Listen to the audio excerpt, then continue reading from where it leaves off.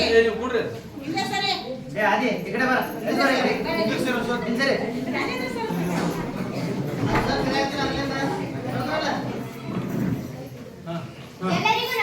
79ನೇ ಸ್ವಾತಂತ್ರ್ಯ ದಿನಾಚರಣೆಯ ಶುಭಾಶಯಗಳು.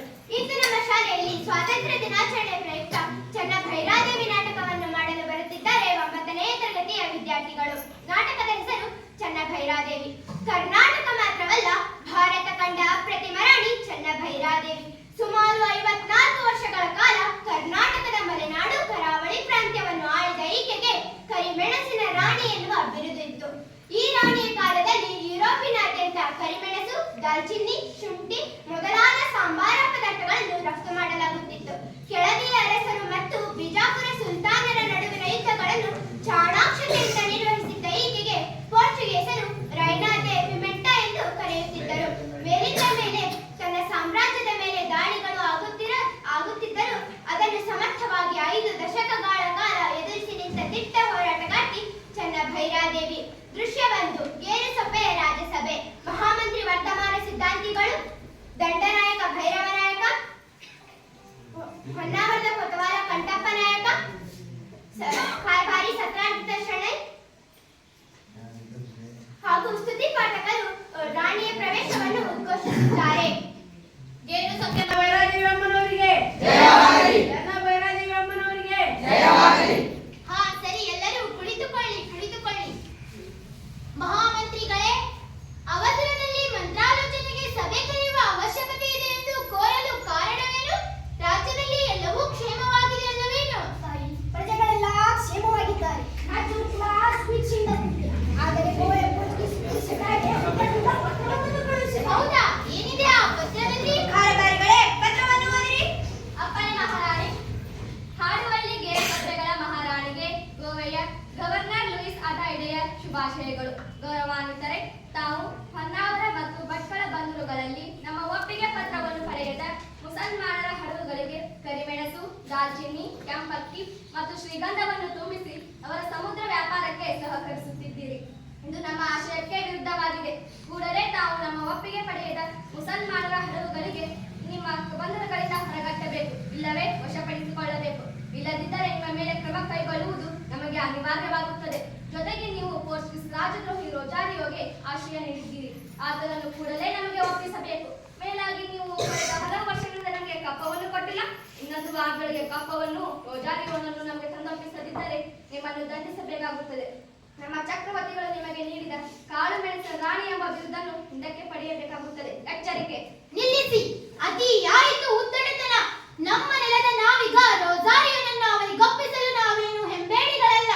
ನಾವು ಮುಸಲ್ಮಾನರೊಡನೆ ವ್ಯಾಪಾರ ಮಾಡಲು ಇವರದೇನು ಅಡ್ಡಿ? ಇನ್ನು ಕಪ್ಪ ಕೊಡಲು ಈ ನೆಲ ಇವರಪ್ಪನದಲ್ಲ. ಕಾರಬಾರಿಗಳೇ, ಕೂಡಲೇ ಅವರಿಗೆ ಪತ್ರಿಸಿ. ಅವರ ಯಾವ ಕರಾರುಗಳನ್ನು ನಾವು ಒಪ್ಪುವುದಿಲ್ಲ. ನಮಗೆ ಕೊಟ್ಟ ಬಿರುದನ್ನು ಅವರೇನು ಹಿಂದಕ್ಕೆ ಪಡೆಯುವುದು? ನಾವೇ ಅದನ್ನು ಅವರಿಗೆ ಹಿಂದಿರುಗಿಸುತ್ತೇವೆ. ಬಿರುದು ಕೊಡಲೆಂದು ಇವರನ್ನು ಬೇಡಿಕೊಂಡಿದ್ದೇವೇನು? ಹಿಂದೆ ಅವರಿಗೆ ನಮ್ಮ ಉತ್ತರವನ್ನು ಕಳುಹಿಸಿ. ಭೈರವ ನಾಯಕರೇ, ಹೊಗೆವಟ್ಟಿ ಮತ್ತು ಇತರೆಡೆ ಬೀಡು ಬಿಟ್ಟ ಸೈನ್ಯ ಕೂಡಲೇ ಹೊನ್ನಾವರಕ್ಕೆ ಬರಲಿ. ಹೊನ್ನಾವರದ ಬಂದರಿನ ರಕ್ಷಣೆಗೆ ಇನ್ನಷ್ಟು ಯೋಧರನ್ನು ನೇಮಿಸಿ. ಹೊನ್ನಾವರದಲ್ಲಿರುವ ನಮ್ಮ ನಾವಿಕ ಸರದಾರ ರೊಜಾರಿಯೋನನ್ನು ಕೂಡಲೇ ಕಾನೂರಿಗೆ ಕಳುಹಿಸಿ. ಕಂಠಪ್ಪ ನಾಯಕರೇ, ಹೊನ್ನಾವರದ ಕೋಟೆ ಸುಭದ್ರವಾಗಿದೆ ಅಲ್ಲವೇನು? ನಿಮ್ಮ ದಯೆಯಿಂದ ಎಲ್ಲವೂ ಸುಭದ್ರವಾಗಿದೆ ಮಹಾರಾಣಿ. ನಮ್ಮಲ್ಲಿ 300 ಮಂದಿ ಸಶಸ್ತ್ರ ಕಾವಲು ಪಡೆ ಯೋಧರಿದ್ದಾರೆ. ಅಗತ್ಯ ಬಿದ್ದರೆ ಆ ದಂಡನಾಯಕರ ಬಳಿ ಹೆಚ್ಚು ನೆರವು ಕೇಳುತ್ತೇನೆ. ಮಹಾರಾಣಿಯವರೇ, ನಿಮ್ಮನ್ನು ನೋಡಲು ಶಬಲೆ ಕಾಯುತ್ತಿದ್ದಾಳೆ. ನೀವು ಅಪ್ಪಣೆ ಕೊಟ್ಟರೆ ಶಬಲೆಯನ್ನು ಕರೆದುಕೊಂಡು ಬರುವುದು. ಸರಿ, ಶಬಲೆಯನ್ನು ಒಳಗೆ ಕಳುಹಿಸಿ. ಶಬಲೆ ಮಹಾರಾಣಿಯವರಿಗೆ ಜಯವಾಗಲಿ. ತಮ್ಮಲ್ಲಿ ಅರಿಕೆ ಮಾಡಿಕೊಳ್ಳಲು ಅವಸರದ ಸಂಗತಿ ಏನಿದೆ ಮಹಾರಾಣಿ? ಹೇಳು ಶಬಲೆ, ಆ ನಿನ್ನ ಸಂಗತಿಯನ್ನು. ಮಹಾರಾಣಿ, ಗೋವೆಯ ಗವರ್ನರ್ ಲೂಯಿಸ್ ಅಡೈಡೆಯ ನಾವಿಕದಂದು ಹೊನ್ನಾವರದ ಮೇಲೆ ದಾಳಿ ಮಾಡಲು ಯುದ್ಧಕ್ಕೆ ಸಿದ್ಧವಾಗಿ ನಿಂತಿದೆ. 2 ದಿನದಲ್ಲಿ ಖಂಡ ಗೋವೆಯಿಂದ ಹೊರಡಲಿದೆ. ಹೌದೇನು? ಪತ್ರದಲ್ಲಿ ಆತ 1 ವಾರದ ಗಡುವು ಕೊಟ್ಟಿದ್ದ.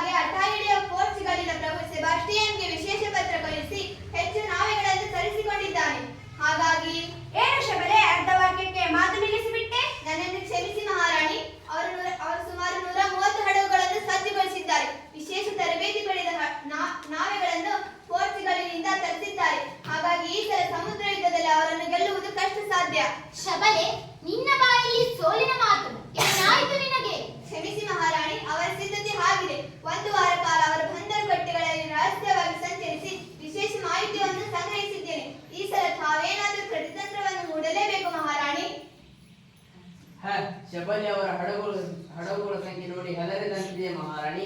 ಅವರೊಮ್ಮೆ ದಾಳಿ ಮಾಡಲಿ, ನಂತರ ತಿಳಿಯುತ್ತದೆ ಪರಂಗಿಗಳ ಪರಾಕ್ರಮ. ಭೈರವ ನಾಯಕರೇ, ವಿಷಯ ಅಷ್ಟು ಸರಳವಲ್ಲ. ಶಬರಿ ಹೇಳಿದ್ದು ಸರಿ ಇದೆ. ಮೊಸಳೆಯನ್ನು ನೀರಿನಲ್ಲಿ ಸೋಲಿಸುವುದು ಕಷ್ಟ. ಅದನ್ನು ನೀರಿನಿಂದ ಹೊರಗೆಳೆದೇ ಸದೆಬಡಿಯಬೇಕು. ಅರ್ಥವಾಯಿತು ಮಹಾಮಂತ್ರಿಗಳೇ. ಈ ಬಾರಿ ನಮ್ಮ ಯುದ್ಧ ತಂತ್ರ ಬದಲಾಗಬೇಕು. ಮೊಸಳೆಯನ್ನು ನೀರಿನಿಂದ ಹೊರಗೆಳೆದು ಸೋಲಿಸಬೇಕು. ಸರಿ, ಇಲ್ಲಿಗೆ ಸಭೆ ಮುಗಿಸೋಣ. ಭೈರವ ನಾಯಕರೇ, ನೀವು ಶಬಲೆ ಮತ್ತು ಸತ್ರಾಜಿತ ಬೆಳಕಿನನ್ನು ಭೇಟಿ ಮಾಡಿ. ಚನ್ನ ಭೈರಾದೇವಿ ಅಮ್ಮನವರಿಗೆ, ಚನ್ನ ಭೈರಾದೇವಿ ಅಮ್ಮನವರಿಗೆ, ಕರಿಮೆಣಸಿನ ಮಹಾರಾಣಿಯವರಿಗೆ,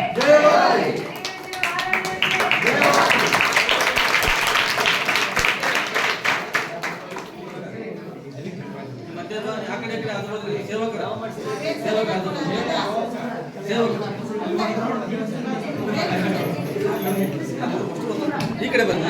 ಅದೇನೆಂದರೆ, ಪೋರ್ಚುಗೀಸರು ಹೊನ್ನಾವರದ ಕೋಟೆಯ ಮೇಲೆ ದಾಳಿ ಎಸಗಲು ಪ್ರಾರಂಭಿಸಿದ ಕ್ಷಣ ಅದಕ್ಕೆ ಪ್ರತಿಯಾಗಿ ಚನ್ನ ಭೈರಾದೇವಿ ಹಾಗೂ ಸೈನಿಕರು ಮೊದಲೇ ಹೊನ್ನಾವರ ಕೋಟೆಯ ಕಾಳು ಮೆಣಸಿನ ಸಂಪತ್ತನ್ನು ಅವರಿಗೆ ದೊರೆಯದಂತೆ ಮಾಡಿ ಚಾಣಾಕ್ಷತನದಿಂದ ದಟ್ಟ ಅರಣ್ಯದ ಮಧ್ಯದಲ್ಲಿ ಕಾನೂರು ಕೋಟೆಯಲ್ಲಿದ್ದ ಲೂಯಿಸ್ ಅಟ್ಟಾಯಿಯನ್ನು ಹಾಗೂ ಅವನ ಸೈನಿಕರು ಅಲ್ಲಿಗೆ ಬರುವ ಹಾಗೆ ತಂತ್ರ ರೂಪಿಸುತ್ತಾರೆ. ತನ್ನ ಭೈರಾದೇವಿಯ ಸೇನೆಯವರು ಕಾಡಿನ ಜನರ ಸಹಾಯದೊಂದಿಗೆ ಪೋರ್ಚುಗೀಸರ ಮೇಲೆ ದಾಳಿ ನಡೆಸುತ್ತಾರೆ. ಸಮುದ್ರ ತೀರದಲ್ಲಿ ನಿಂತಿದ್ದ ಹಡಗುಗಳಿಗೆ ಬೆಂಕಿ ಹಚ್ಚುತ್ತಾರೆ. ಕತ್ತಲಲ್ಲಿ ಕಂಗೊಳಿಸದ ದೀಪಗಳಿಂದ ಪೋರ್ಚುಗೀಸರ ದಿಕ್ಕು ತಪ್ಪಿಸಿ ಅವರನ್ನು ತಪ್ಪು ದಾರಿಯಲ್ಲಿ ಓಡಿಸುತ್ತಾರೆ. ಅಟಾಯಿಡೆಯ ಸೈನಿಕರು ಮಣ್ಣಿನ ದಾರಿಗಳಲ್ಲಿ ಸಿಲುಕಿಕೊಂಡರು. ಬೆಟ್ಟಗಳ ನಡುವೆ ಬೀಳುತ್ತಿದ್ದ ಬಂಡೆಗಳು ಅವರ ಮಾರ್ಗವನ್ನು ತಡೆದವು.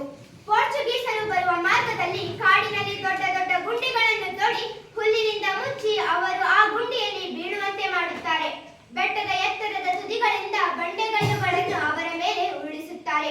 ಪೋರ್ಚುಗೀಸ್ ಸೈನ್ಯದ ಮೇಲೆ ದೊಡ್ಡ ದೊಡ್ಡ ಮರಗಳನ್ನು ಮೈತುರಿಸುವ ಗಿಡಗಳನ್ನು ಅವರ ಮೇಲೆ ಎಸೆಯುತ್ತಾರೆ. ಮುಖದ ಮೇಲೆ ಬೊಬ್ಬೆಗಳು ಬರುವ ಗಿಡದ ರಸವನ್ನು ಅವರ ಮುಖದ ಮೇಲೆ ಹಿಂಡುತ್ತಾರೆ. ಹಾವು, ಚೇಳು, ಹುಲಿ, ಕರಡಿಗಳಿಂದ ಪೋರ್ಚುಗೀಸರನ್ನು ನಲುಗಿಸುತ್ತಾರೆ.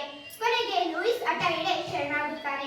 ಆದರೆ ಚನ್ನ ಭೈರಾದೇವಿ ಮಾನವೀಯತೆ ದೃಷ್ಟಿಯಿಂದ ಅವರಿಗೆ ಅನ್ನ ನೀರು ಹಾಕಿ ಬಿಟ್ಟು ಕಳಿಸುತ್ತಾಳೆ. ಇಲ್ಲಿಗೆ ನಾಟಕ ಮುಕ್ತಾಯವಾಯಿತು.